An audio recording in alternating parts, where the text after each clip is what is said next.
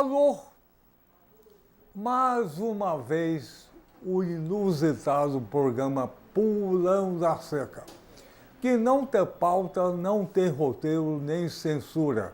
Hoje é dia 29 de setembro de 2017.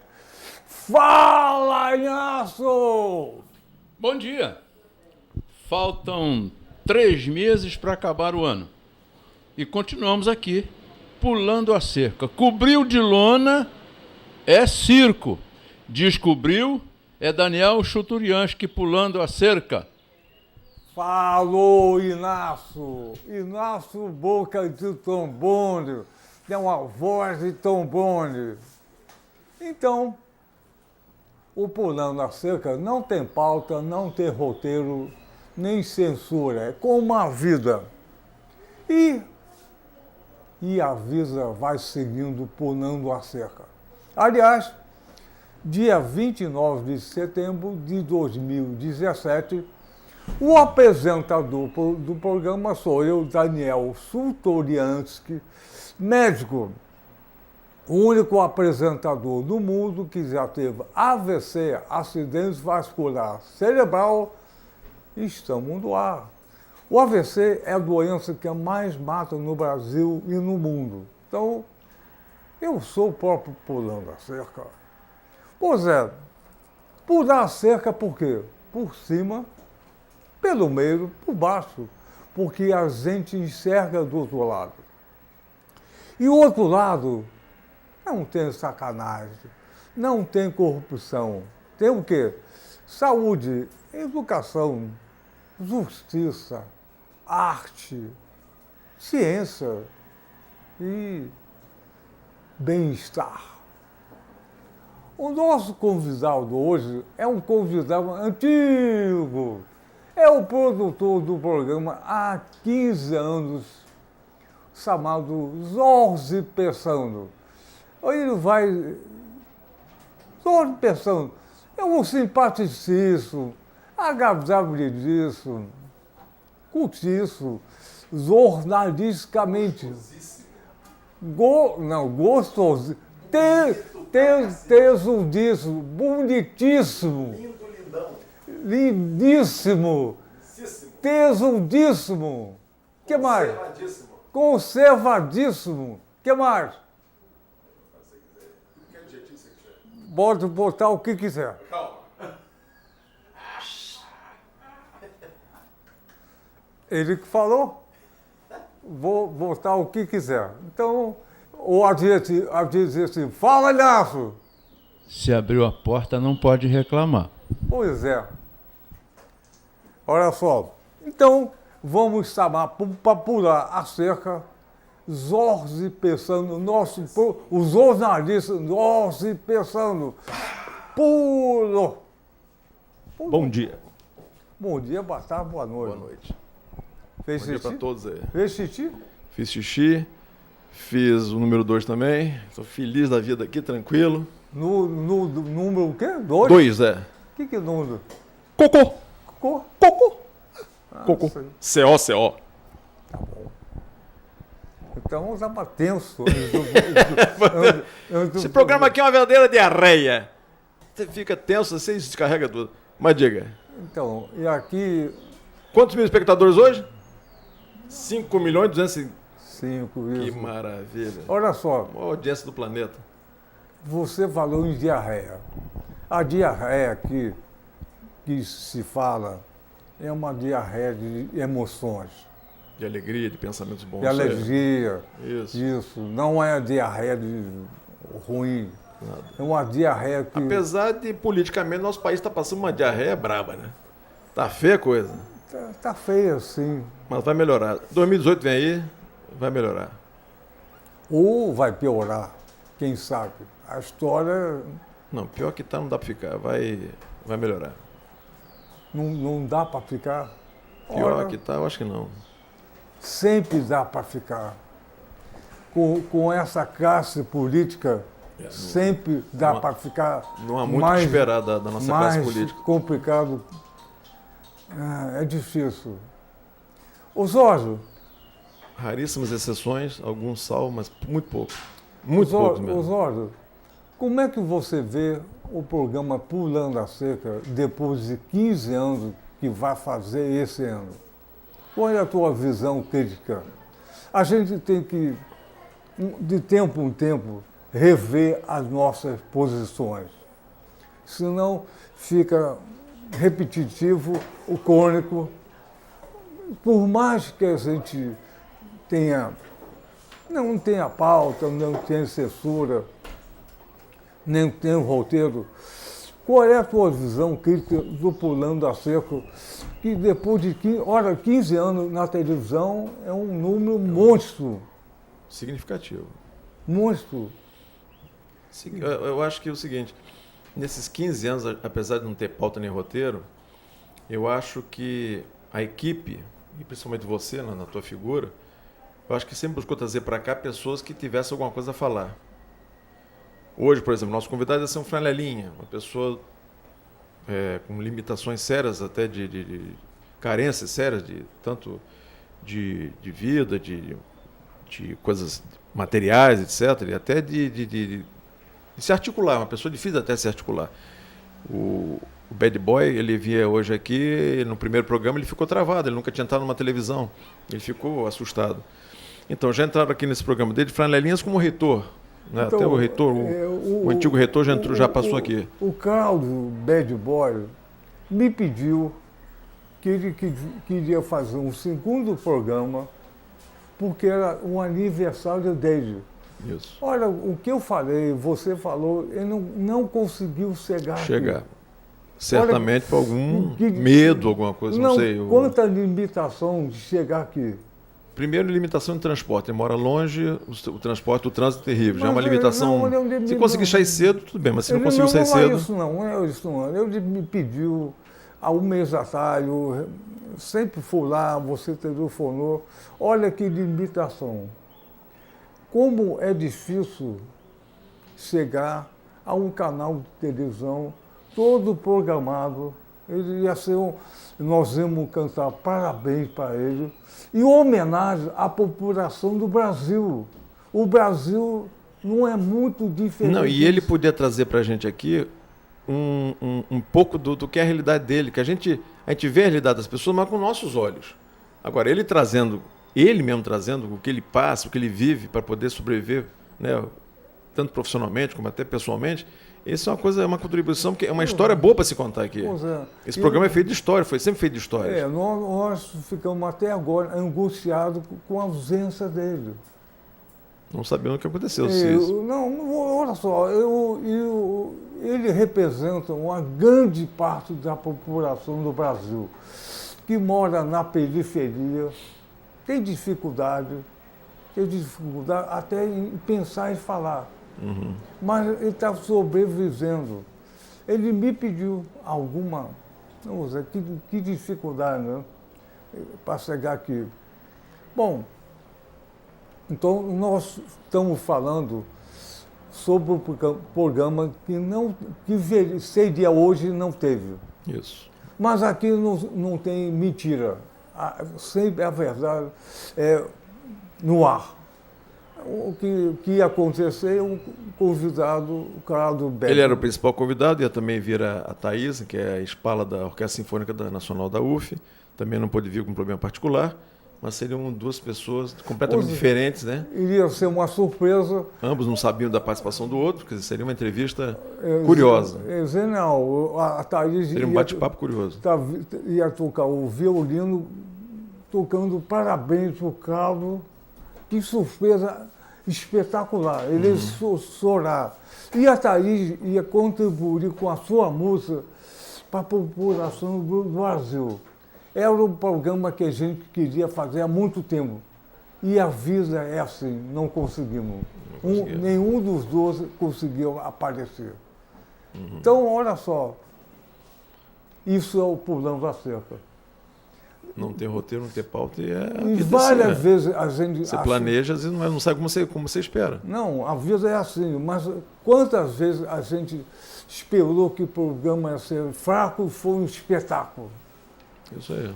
E quantas vezes a gente esperou que o programa fosse genial e foi uma bosta. Travado, engessado. Não aconteceu. Não aconteceu isso mesmo. Você me perguntou, nesses 15 anos, como é que eu vejo o programa nesses 15 anos? Eu vejo esse programa com 3 fases distintas. Uma antes do teu AVC, que você falava pelos cotovelos, ainda fala hoje, mas falava muito mais. Depois do AVC, que você ficou mais contido, porque justamente por ironia desse destino, a sequela foi na sua, onde você tinha o grande poder seu, ainda tem, que é a fala, e a fase do Modesto. O Modesto trouxe grandes pautas para a gente aqui.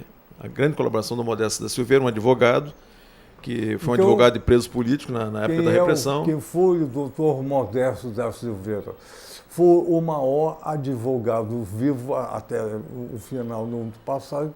Salvou milhares de pessoas de morte, tortura e prisão na época da ditadura. E era conhecido internacionalmente. Ele sempre vinha aqui colaborar. Uhum. E nessas 3 fases, quem ganhou foi o quê? Foi o público.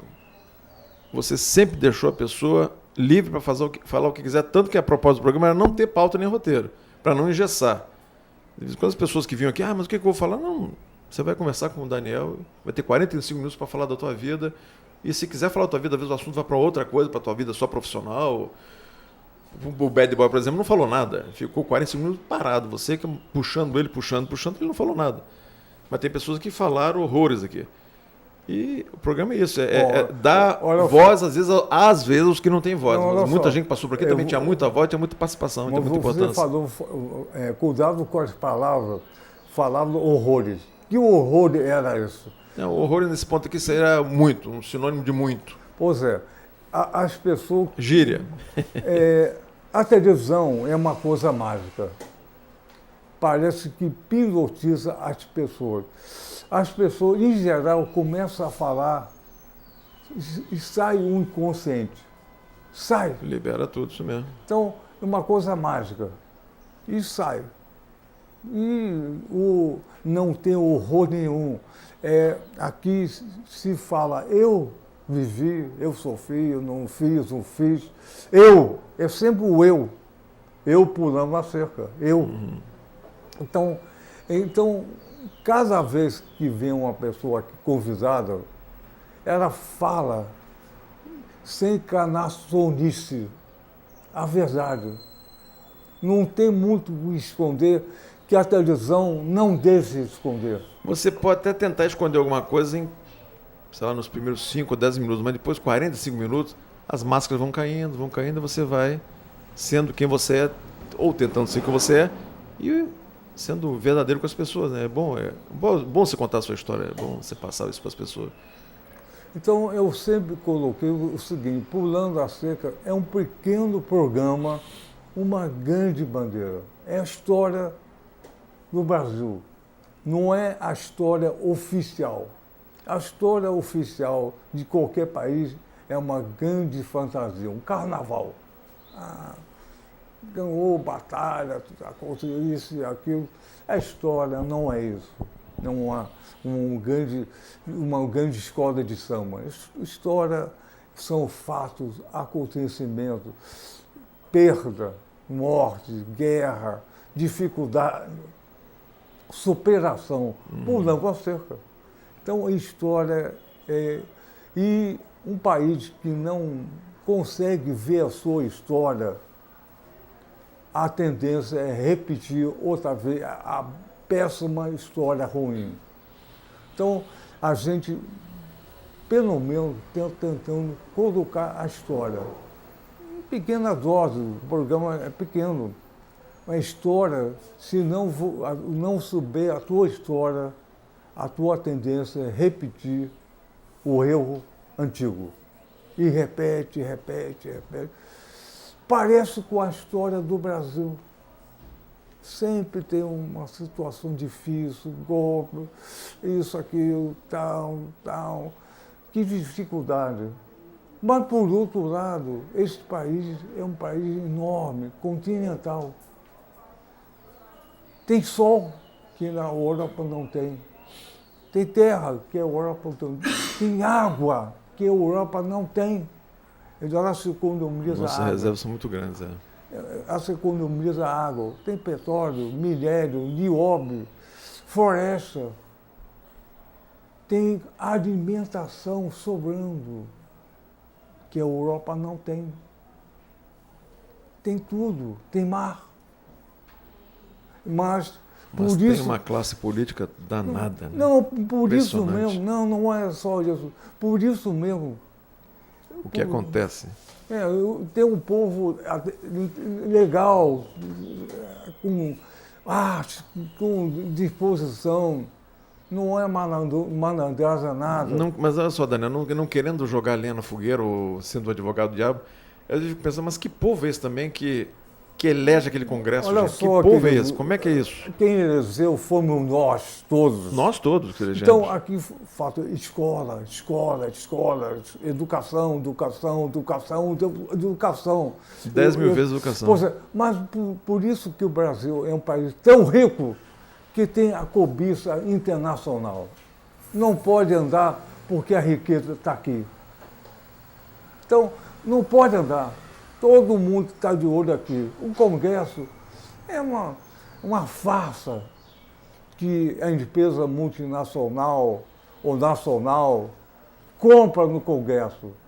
Todo mundo lembra daquele maravilhoso e fatídico dia onde houve a votação do impeachment da Dilma. O dia foi no domingo, o dia todo. Eu vou votar pelo meu neto, pelo meu gato, pela minha família. Pela minha amante. O dia todo. Esse é o perfil do país. Olha só, eles são congressistas nacional, representam o país. E aquela foi uma coisa tão absurda. As leis que eles fazem mexem com a minha vida, mexem com a tua vida. Não, olha só, volta para lá. Foi uma votação tão absurda que a gente percebeu a educação, o perfil do país. O dia todo voto pelo gato, família. Que loucura! Olha que voto! Se a gente não aprender a lição agora para 2018, Daniel, se a gente não aprendeu essa lição... Não vai aprender de uma vez só, não. Vai continuar errando, sim, mas... Então, o processo de educação demora uma geração. E eu não sei se esse processo, nos últimos 20 anos, foi favorável ao Brasil, ou se estão já, desde muito tempo, já para dar no que deu, não sei. Pode ser que tenha... Eu tenho noção que os 20 últimos anos, apesar do consumo interessante, se acabou com as questões sociais. A questão social foi esquecida pelo consumo. Todo mundo erra, cara, também é difícil ter questões sociais com a mídia, com a elite da mídia. É difícil um congresso que faz o que quer. Mas as questões sociais ficaram igual o rabo de cavalo, que é ser para baixo. E o consumo foi para cima. E a gente ficou voando um pouquinho. Inácio, você queria fazer uma pergunta? Não, Daniel, é apenas um comentário. Essa votação foi assim um mise-en-scène, um teatro de horrores, aproveitando a palavra do Jorge, um teatro de horrores, onde a gente viu a manifestação esdrúxula, podemos dizer assim, dos nossos congressistas. A gente viu o quanto eles têm de pequeno dentro de si para fazer tratar de um assunto de tamanha importância que era aquilo. Quer dizer, o camarada foi para ali para viver os seus 15 segundos de fama numa manifestação covarde, enfim. Quer dizer, vamos agora entender, vamos buscar o fundamento dessa história. Quanto é que saiu para cada um, né? Falando daquela situação lá, falando agora de uma denúncia que tem, o camarada está aqui numa posição e ele pode sair daqui para o lado de lá para votar a favor do que está sendo acusado lá de lá, depois ele sai de lá e volta para cá. Quer dizer, é um tratar de interesses pessoais, a verdade é essa. O Congresso Nacional não trata das questões da nação, trata desejos pessoais, ambições pessoais e visam sempre crescer o bolso de cada um. Daniel diz que o rabo de cavalo cresce para baixo. O bolso dessa moçada também cresce para baixo, porque quanto mais tem, mais os caras quer ter no bolso. Então, para ter um bolso cheio, tem que fazer um bolso mais fundo. Daqui a pouco o bolso vai ser do tamanho da perna da calça, do comprimento da perna da calça, em função da ambição desenfreada desses caras. Eu ouvi, há muitos anos atrás, um advogado dizer o seguinte, que o sistema é corrupto e corruptor. Eu questionei, mas doutor, por que o senhor me fala isso? Meu filho, um dia você vai entender. E hoje eu estou entendendo. Quer dizer, o camarada hoje ele é acusado de um delito, mas ele articula com meia dúzia por aqui, com mais meia dúzia pela esquerda, mais meia dúzia pelo centro, para poder se defender das acusações e escapar incólume. E está todo mundo vendo que o camarada que o camarada está implicado nesse negócio. É igual a história do gato, né? Que o gato come, lambe os beiços, lambe os bigodes e está tudo certo. Está tudo limpinho. Está limpinho. Nesses 15 anos aqui nós tivemos muitas histórias para contar. E o nosso interesse, entre aspas, o nosso desejo aqui é que tenha mais 15 anos pela frente e que a gente possa ser realmente um espelho do que a sociedade é. Trazer para cá todo tipo de pessoa para falar. Desde o flanelinha ao reitor, desde o médico ao babalorixá, desde do pastor ao padre, desde o grande cientista, a pessoa absolutamente sem nenhuma formação, mas que tenha conteúdo. Todos têm história para contar. Então, isso que a gente está vivendo hoje no país, uma rara exceção, raríssima exceção, o pulando a cerca. Não tem pauta, não tem roteiro, nem censura. Raro alguma coisa na mídia que tenha essa postura. Nós vivemos numa censura escondida.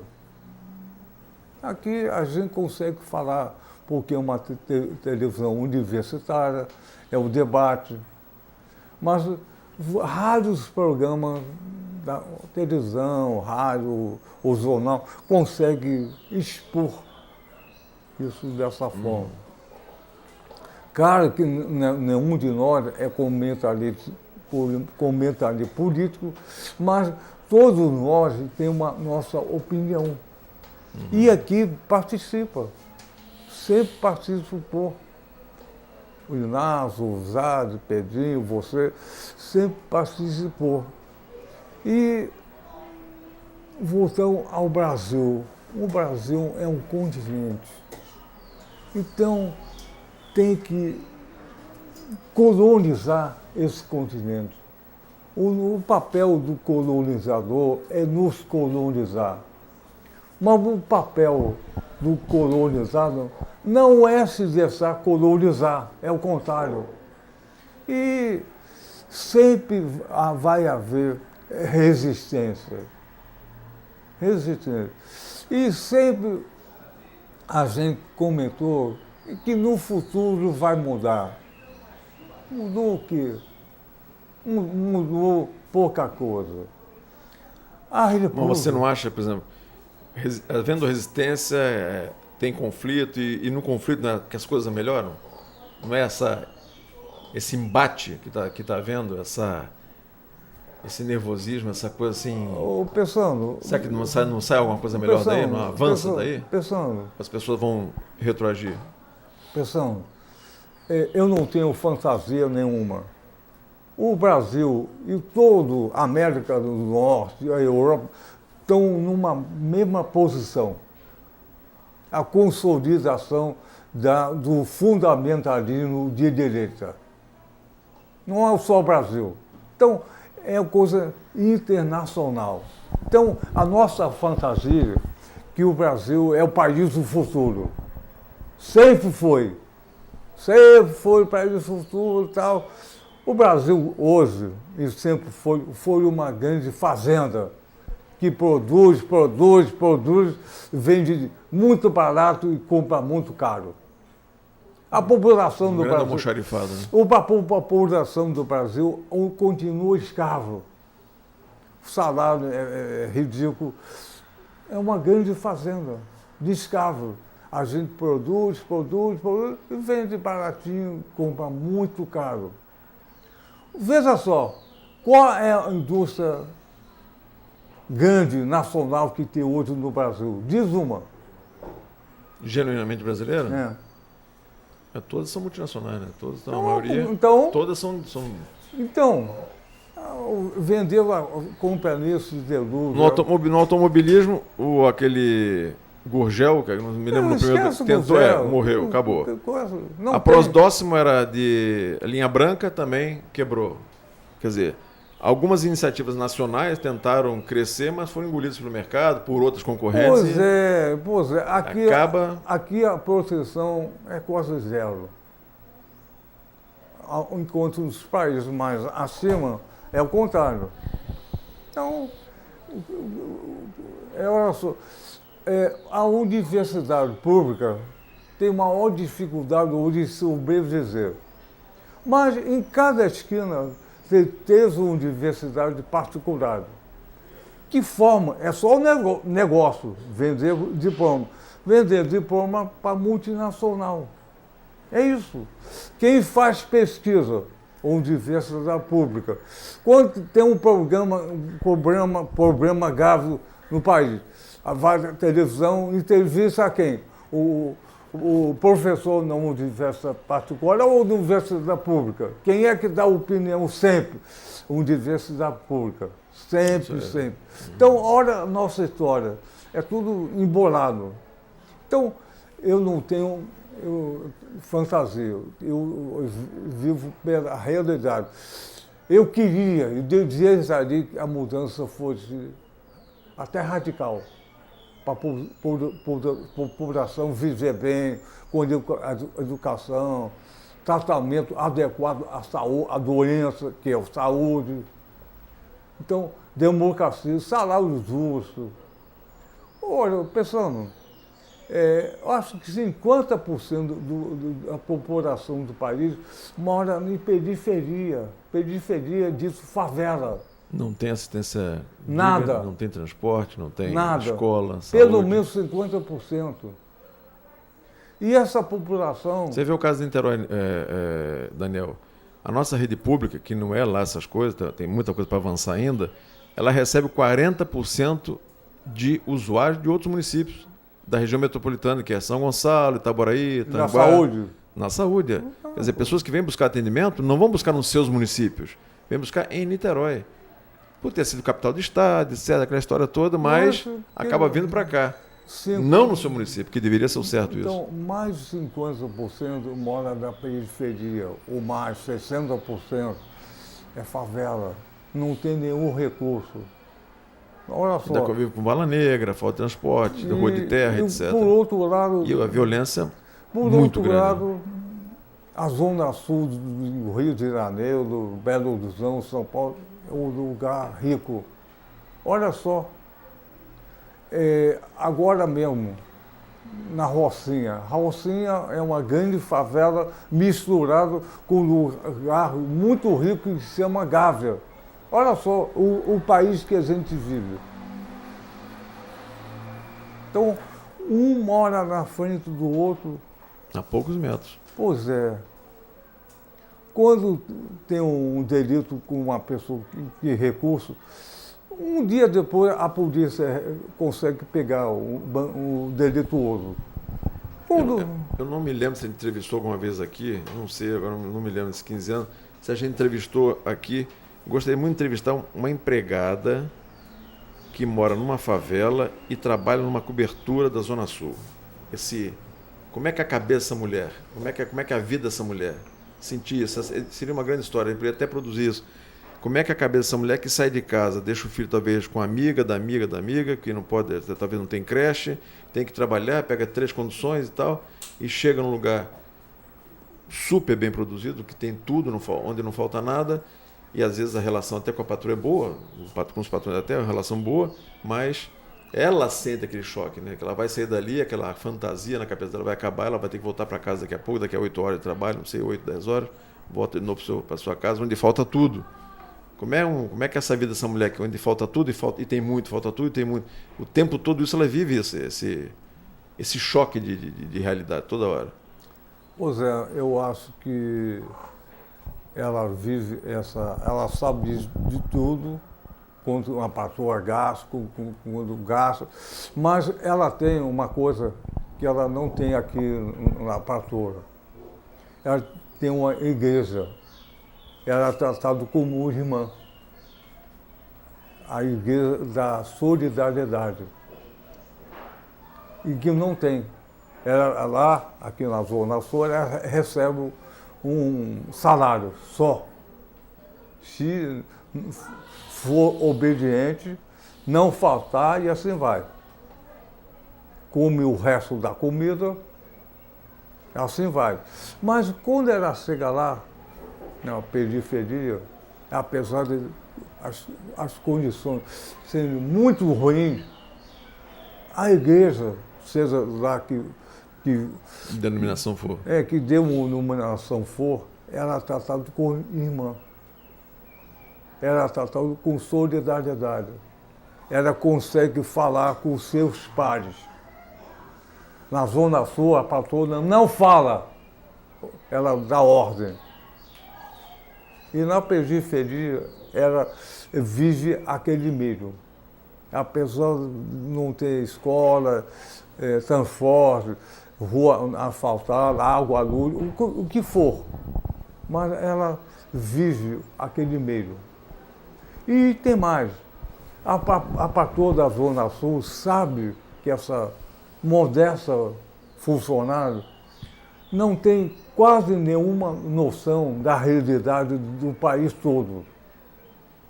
Ela vê uma novela e baixa e vai para a igreja. E essa população que é monitorada para votar. Você começou o programa falando, mas nós elegemos os caras no Congresso. Essa população que é marginalizada, que elege na pressão os congressistas. Então, a alienação, a falta de educação continua persistindo cada vez mais nesse país. Olha só. Então, e essa empregada é uma escrava, ganha um pequeno salário, e quase não tem noção, ou não tem noção nenhuma do que está acontecendo no Congresso Nacional. Se tem bem isso, se aquilo ali, os caras roubou, não roubou, não tem quase noção. E vive num mundo à parte. Quase pode até ter noção, mas é a noção que recebe da imprensa engessada. Que imprensa? Então, a imprensa que vai moldar o pensamento dela. Imprensa, feito para mudar o pensamento dela. Ela vê a televisão, o jornal lá, e absorve metade, se absorver. E o jornal pouco interessa essa pessoa.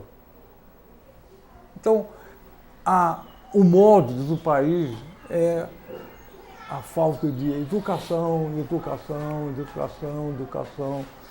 E falta educação. Qualquer país do dito primeiro do mundo parou o país 10 anos para investir na educação. Não tem outro processo. Vou dar um exemplo. O Brizola, aqui no estado do Rio, ele construiu 500 CIEPs. O CIEP é a criança que ficava o dia todo na escola. Tinha dentista, biblioteca, esporte. Comida. E tinha um guarda que morava no CIEP. E uma arquitetura bem legal que o Niemeyer bolou, era pré-fabricado. Então, o projeto pedagógico do Darcy Ribeiro. Né? Então o custo disso era zero. Se o Brizola fosse eleito, hoje teria 10 mil CIEP no Brasil. O CIEP demoraria 5 anos para adequar o processo de educação. Não é mágica. Mas hoje, o perfil do Brasil seria outro. E a criança, indo para a escola, começa a ensinar o pai e a mãe, que não teve essa De alguma forma, influencia os pais. oportunidade. Então, imediatamente após a saída do Brizola, Moreira Franco, o dito governador Gatinho, liquidou o CIEP. Porque não interessava o projeto político dele. Claro, não interessava o Brasil. Não, e uma característica dos governos aqui é que não há continuidade, né? Quer dizer, o Moreira veio, perdeu, entrou o Brizola, fez os FIEPs, o Moreira voltou e não deu continuidade ao CIEP, quer dizer, sempre o novo está sempre reformando a unidade, Então, para botar sua placa lá, pinta com cor diferente, aquela unidade que já estava construída há 300 anos, olha só, bota a cara dele, quer dizer, está se maquiando as coisas, não se maquiar as coisas aqui. Só, o Brasil tem os 3 maiores educadores no mundo: Anísio Teixeira, Paulo Freire e Darcy Ribeiro. Nenhum dos 3 conseguiu muita coisa aqui no Brasil. São reconhecidos no mundo todo como grande educador, grandes processos. Aqui, um foi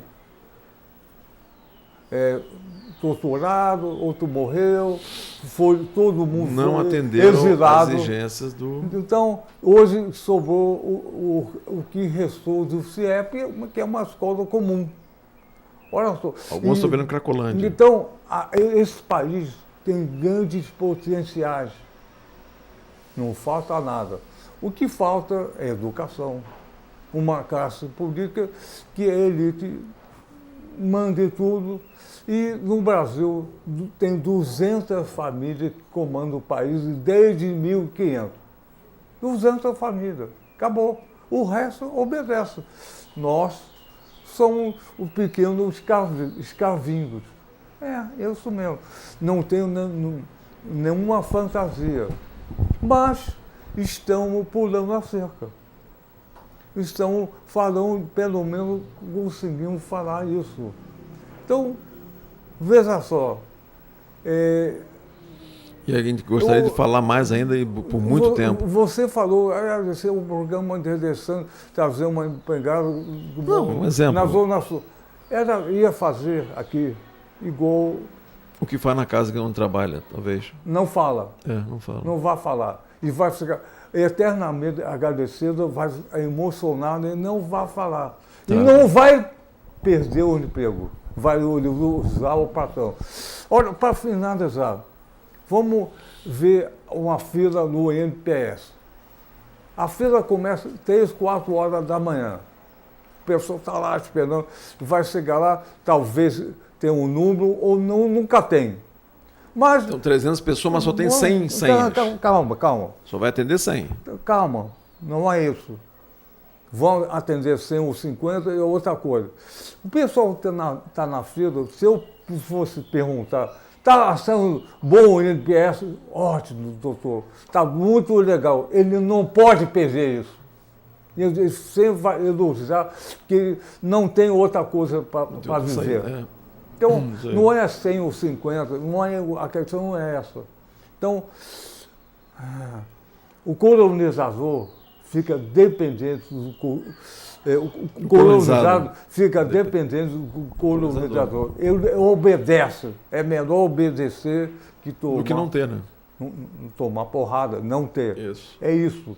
Então, ao contrário de tudo isso, aqui tem o pulando a cerca. O pulando a cerca é sempre a favor do dito colonizado.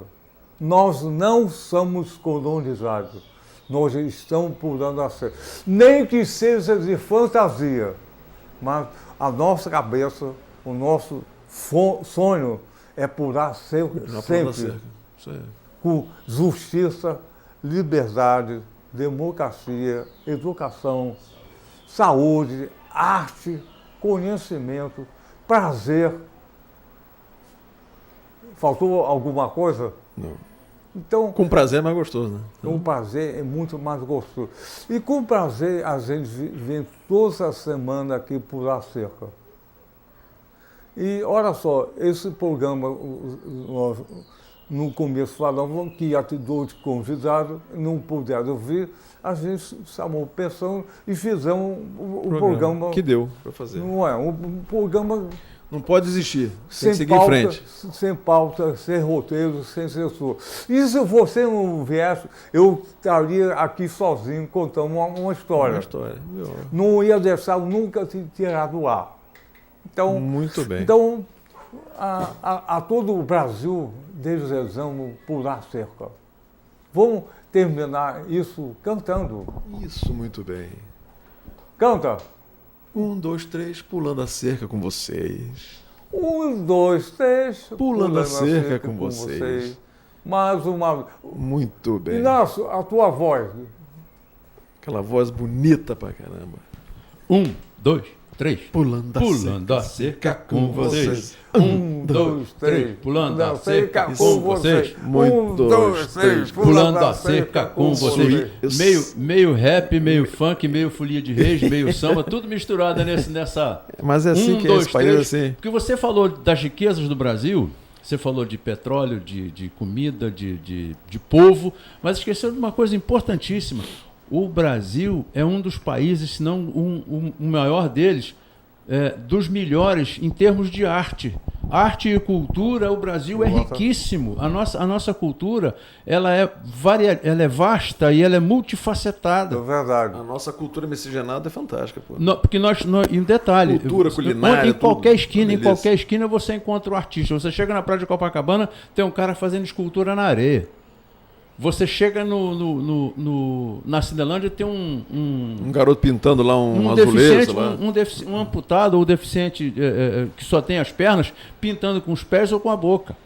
Então, a arte está dentro do brasileiro. O que faz o brasileiro persistir nessa sua pulada de cerca diária é um pouco dessa arte, é um pouco dessa cultura e, sobretudo, alegria. Muito bem. Bom. Alô! Então, vamos terminar o grande Pulando a Cerca com prazer. Com muito prazer, bem. mas o muito gostoso. 1, 2, 3, Pulando a Cerca com vocês. Adiós. Valeu!